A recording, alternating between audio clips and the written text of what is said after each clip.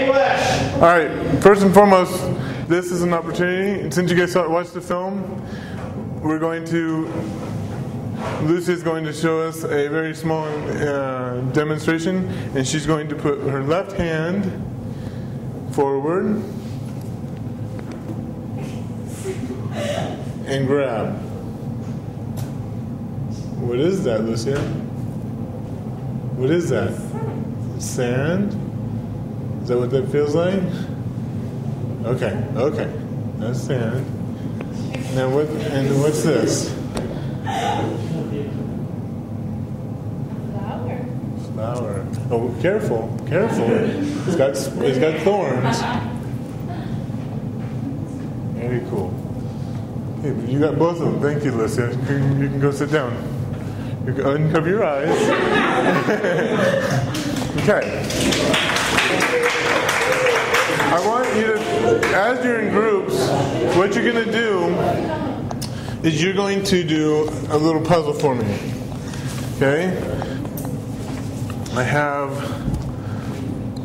pieces of paper.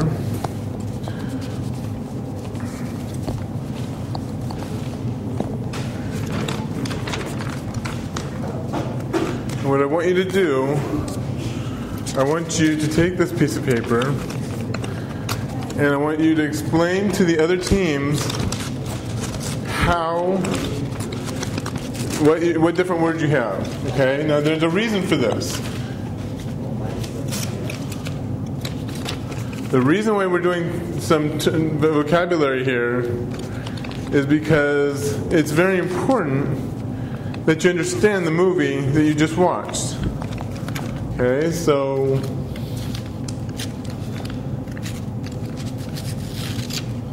Team 1, these are your words.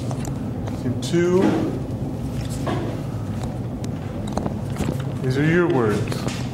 You have to, now, one person from each team is going to go to the next table. Okay, so you're going to go here, one of you is going to come here, one of you is going to come here, and one of you is going to come here. We should have, every table should have one person from the opposite team. Okay? And what you're going to do is you're going to try and explain as quickly as possible your four or five words. Okay?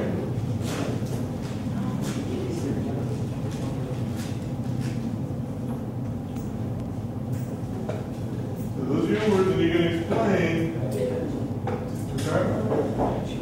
What are you talking about, two? Oh, team 2, team 3. Sorry about that.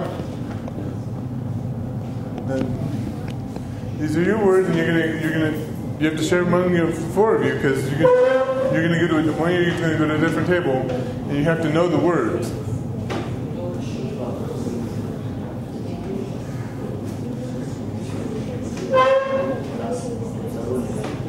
Okay, but you have to do it in English because it's not going to help you in Portuguese. The words change around a little bit. Okay.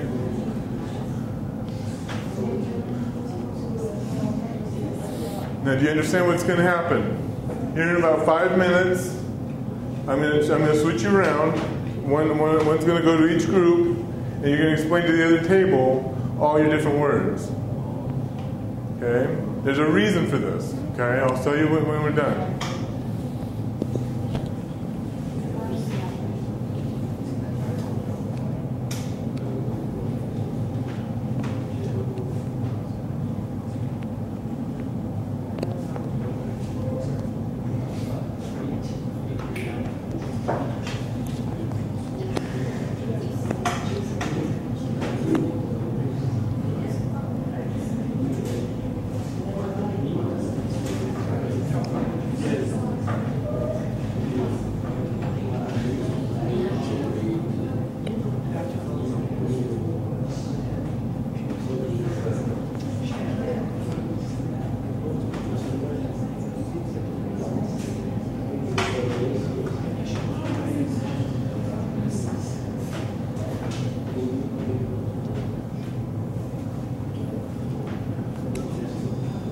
Okay.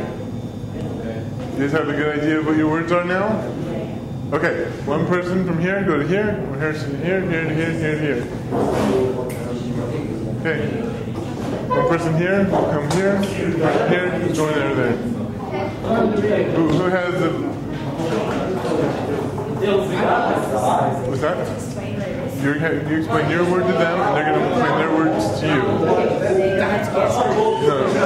Okay, what do you guys... Come on. It has to be fast. It has to be fast. Let's go.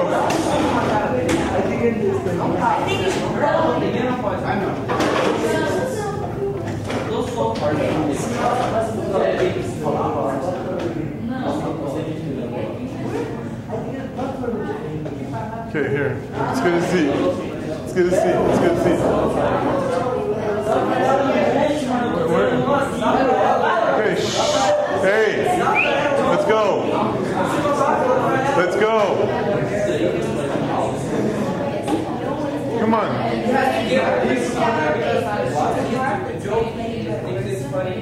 You have to play the game. You have to play the game. But that's not the idea. You have to share your knowledge. That's the idea of the jigsaw activity, okay?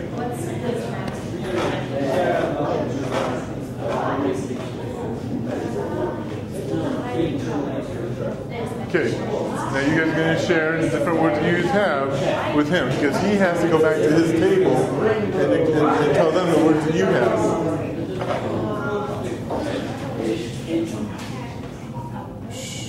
Hey. No, you have to tell them. You have to know the words to tell them.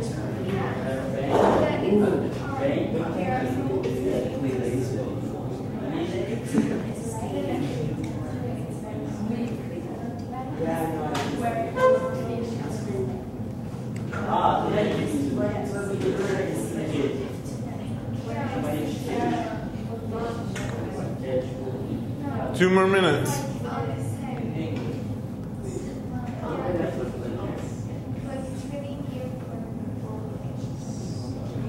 Like 2 minutes, let's go. You got 2 minutes. You gotta know your words.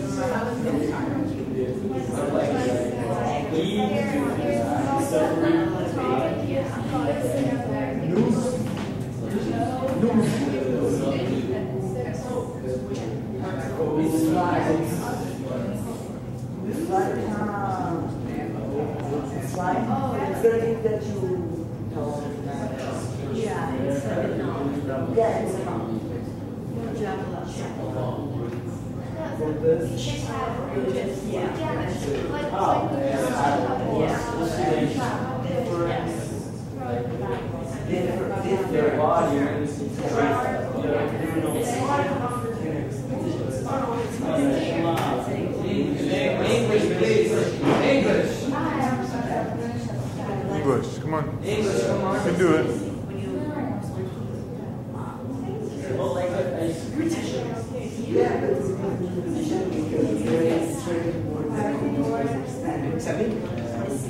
Okay, 30 seconds. 30 seconds, let's go, guys.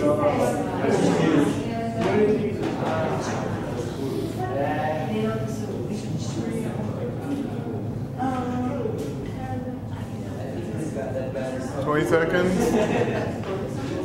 If you had to come up and share all the words that are around the table, would you be able to do it? Yeah.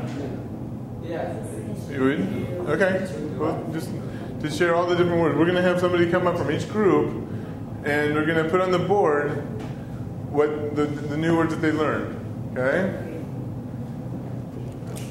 One. Another. That you learned. Oh no, that they learned. Actually, I'm sorry. Could you share with them? But you also learned from their words, right? Yeah. So the words that you learned from them. Okay. There you go. The words that you learned from them, not the words that you shared. The words that you now know. Do you understand?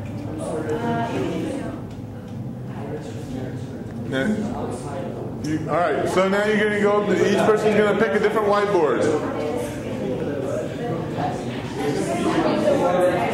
The ones that you learned. They're separate from the ones that you know. Okay? So now you're going to go up to the table, the whiteboard is closest to you. Go pick a whiteboard.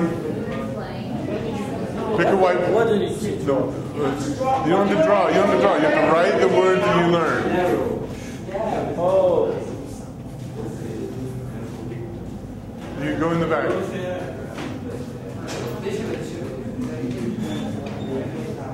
You're not drawing. You're going to write the words that you know.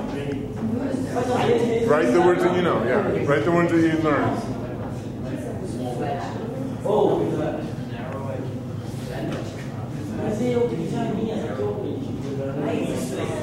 And the team that gets the most words is the team that wins.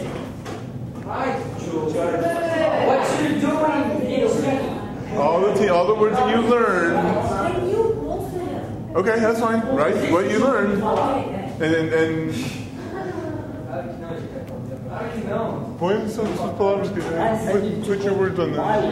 No, the words that you learned from here. You're gonna, and put the words that you know on the back. Write the words. See how he's written the words? See how he's written all the words? Okay, so write all the words. Oh my goodness, okay.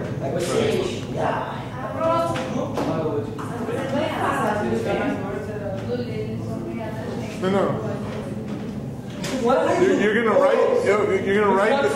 write the words. Don't draw the words. Write the words.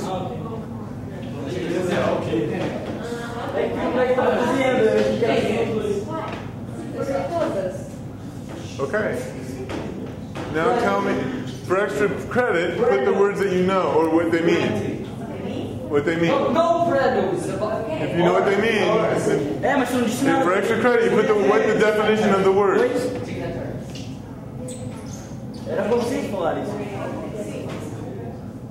Just write the best you can.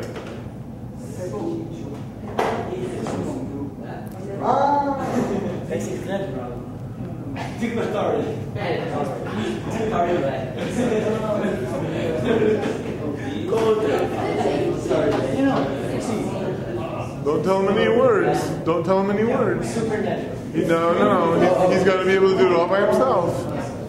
That's part of the deal. Use your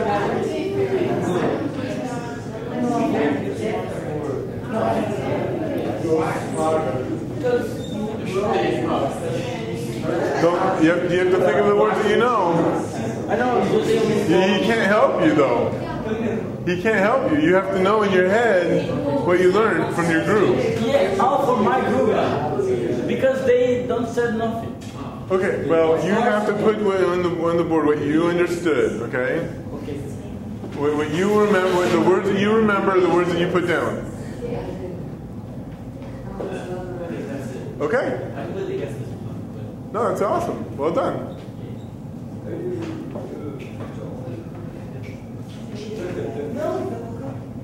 How did you, while you guys were doing that, what team number are you guys? 2 or 3 or 4?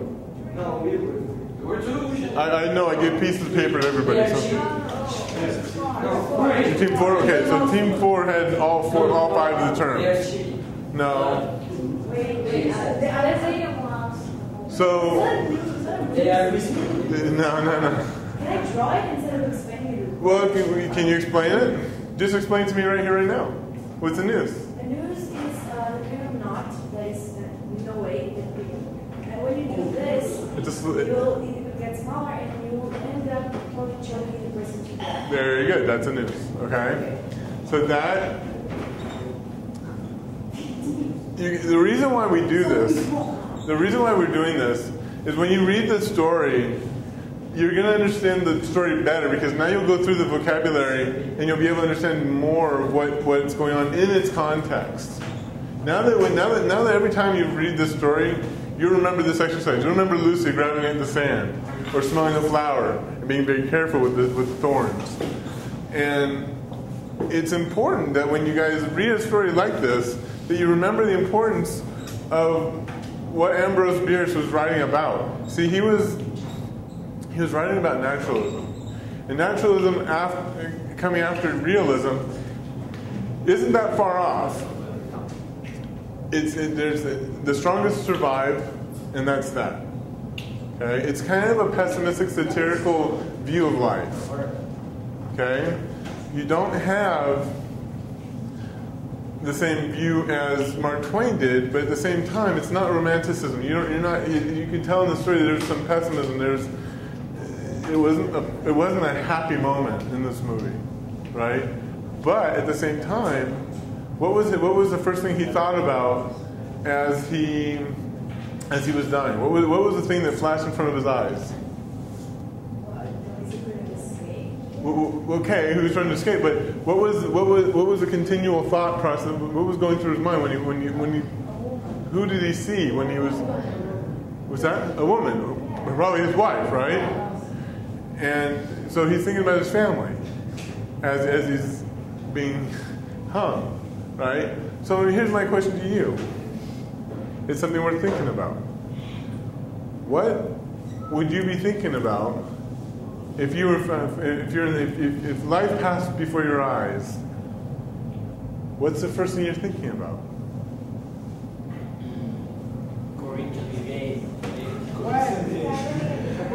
What's going through your minds? Lucy, what do you think? Family and friends? You see God? Okay, lights. What do you think? Family, friends? All the good moments that you have?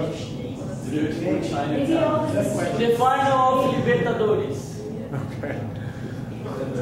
The mistakes I made? Yeah, the mistakes you made, maybe? What got you in that position to begin with?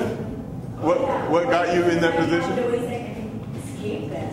There you go. And then I reflect about my life, and I'm not in the risk of killing. There we go. Okay. Another thing we can think about is what kind of a legend then, with that being said, with thinking about your friends and your family and all that now while you're still alive, what kind of a legend would you like to leave? What's a legend? A legacy. What's a legacy or legend? What is that? It's what you leave behind for posterity, for future generations. So I want to get an idea. What would you like to leave behind for posterity, for your kids and your grandkids and all that kind of stuff? Lessons about how to be good to people? Okay. How about you?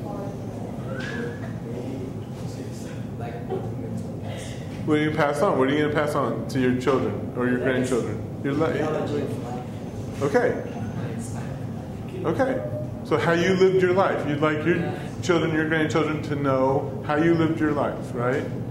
And what they can take away from that is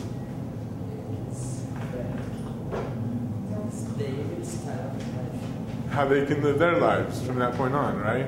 Okay. So we have an opportunity when we study these different subjects, whether it's naturalism or whether it's realism, romanticism, surrealism, all these different isms, but what we gain out of each one is a little different. Okay? We gain a different perspective with each story. That's why we do this. Because with Mark Twain it was one thing. With Ambrose Bierce it's quite another. Frederick Douglass, you had another. In particular veins, you had Frederick Douglass and Mark Twain in realism, and now you have Ambrose Bierce in naturalism. Okay, but you learned something different today through this activity and through others that you'll still have. So I hope that this lesson was that you learned a lot. I hope that it was enjoyable, that you got something out of it. Okay. These are things that I would like to make sure that you learn, that you're able to get through. And then now, why don't you turn to page 47 real quick?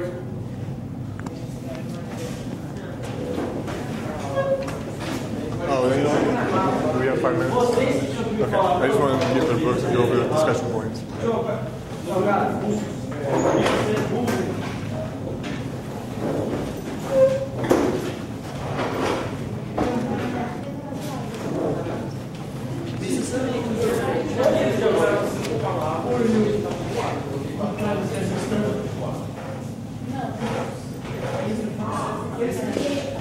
Hurry, guys. so I only have a few more minutes. Here's Palm right there. What's the page? Page 47.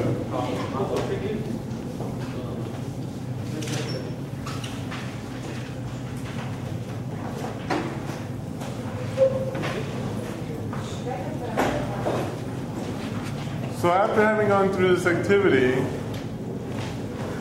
and for those of you who are already on page 47, who can answer the first question?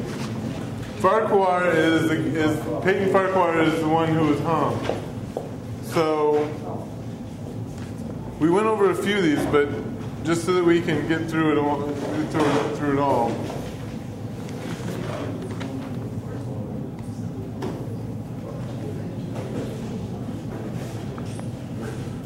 What's the answer to number one? A Union soldier spy tells Farquhar. Farquhar is the person that was hung. Why was Farquhar being hung at all? What happened? You guys know a little bit about why he was being hung? Yeah. Okay. A spy from the north told him about some recent bridge repairs, and his goal was to go blow up the bridge. Okay. So that was one of the reasons why he was hung in the first place. Number two, when Farquhar is being waiting to hang, he thinks of his wife and kids. Just before he is hanged, Farquhar's sense of time slows down. What sound does Farquhar hear that disturbs him? His watch ticking. Very good. When Farquhar regains consciousness in the river, he worries most about being shot. Farquhar dies at the end of the story by hanging. Farquhar's body swings like a pendulum. This is an example of simile. Very nice. And this story's main focus is on